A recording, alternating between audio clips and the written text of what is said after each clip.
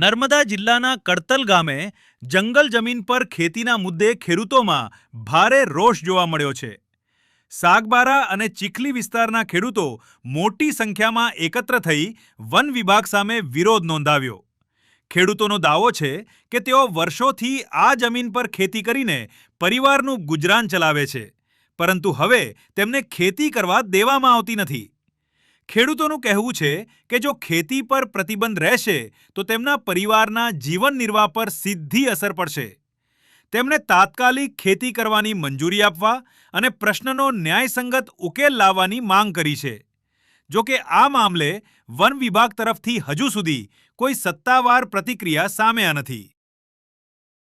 સાગબારાનો ખોપી ગામનો વતની છું અને મેં ઇન્ડિયન આર્મીથી રિટાયર થયેલો છું। તો અમે વર્ષોથી 20-25 વર્ષથી આ જમીન ખેડતા આવેલા છે અને એક તરફ જંગલ ખાતાવાળા અમને હેરાન એવી રીતે કરે છે કે એક તરફ ઉમરપાડાના જે નવી વસતના ગામના લોકો છે એ લોકોને વાવેતર કરવા આપે છે। ગયા વર્ષે બી કરેલું ને આ વર્ષે બી કરેલું। અને સાગબારાના જે ખોપી, નાલ, હલગાંવ, પાડી, દટવાડા આ લોકોને અમને હેરાન કરવામાં આવે છે। અમારા આખું ખોપી ગામ બેઠેલું છે, આ જોઈ શકતા હશે આ મીડિયાના માધ્યમથી, કેમ કે અમે અમારો ગામ વર્ષોથી જમીન કરતા હોવા છતાં પણ આ ફોરેસ્ટ વિભાગ અમને વારંવાર હેરાન કરે છે। એના માટે અમે ગામના લોકોના માટે અમે દેશની સેવા કરીને આવ્યા છે। અત્યારે બી બલિદાન આપવા માટે તૈયાર છે। તો અમને જે અમારો હક અધિકાર હોય તે અમને મળવો જોઈએ।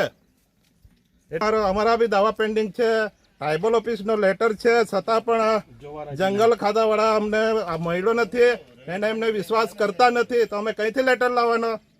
મનસુખ દાદા સુધી વાત થઈ ગઈ, મુકેશ પટેલ ગાંધીનગર સુધી રજૂઆત થઈ ગઈ, આખા ગણપતભાઈ જોડે રજૂઆત થઈ ગઈ અને આ લોકોના જંગલ ખાતાવાળા વારંવાર અમને હેરાન કરે છે। કાયદો બધા માટે એક સરખો હોવો જોઈએ કે નહીં? અમે બી આ દેશ માટે છે, અમે બી આ ગામના જ છે। ઉમરપાડા કે સાગબારા કંઈ ફોરેનમાંથી નથી આવ્યું, અમે કંઈ પાકિસ્તાની નથી। આ જંગલ ખાતાવાળા અમને કેમ રોકે છે વારંવાર? અમે આ ગરમીમાં અમે ધરણા પર બેઠા છે। એટલે મીડિયાથી માધ્યમથી કહું છું, જે બી આપણો આદિવાસી સમાજ હોય તે આ માટે ન્યાય માટે જરૂર અહીંયા પધારે।